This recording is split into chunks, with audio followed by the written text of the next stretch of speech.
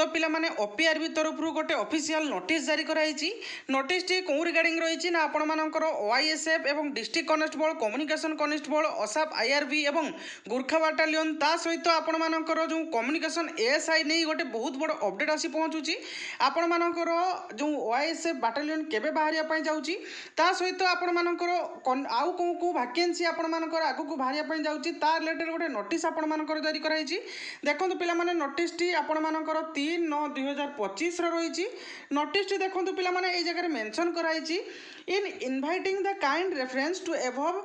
noted subject to the intimate that the request information through the by the applicant to furnished below type vacancy group C post in respective of phase 2 section under home department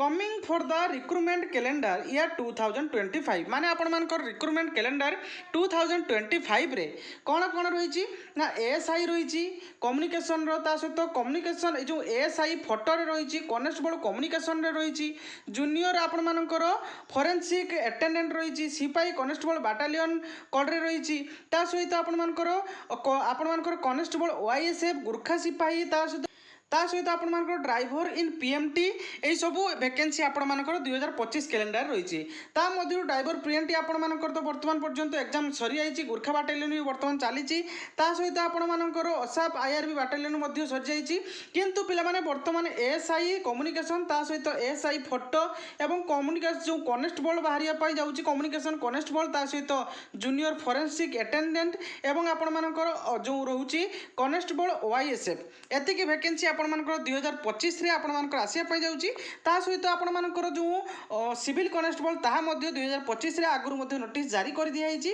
तो एतिकी vacancy आपण मानकर upcoming आसिया पाई जाउची। देखंतु आपण मानकर ए जगह पूरा clearly mention कराइची। देखंतु 3 नंबर रे the recruitment of constable OISF is under process माने आपण मानकर जो कॉन्स्टेबल ओआईएसएफ रो वैकेंसी 2025 रे आसिया पाई जाउची ताहा वर्तमान अंडर प्रोसेस रे अछि खूब जल्दी तार रिलेटेड नोटिस आपण मानको जारी कर दिया जिवो। तो पिला माने ये थिला गोटे आरटीआई रिपोर्ट किछि पिला आरटीआई जारी करथिले आपण मानकर केबे आसिया पाई जाउची ओआईएसएफ कॉन्स्टेबल काहे कि आसु नाही तो तार रिप्लाई ओपीआरबी तरफ रु दिया हिची कि आपण मानकर एई वैकेंसी वर्तमान आपण मानकर 2025 रे आगो को आसिया पाई जाउची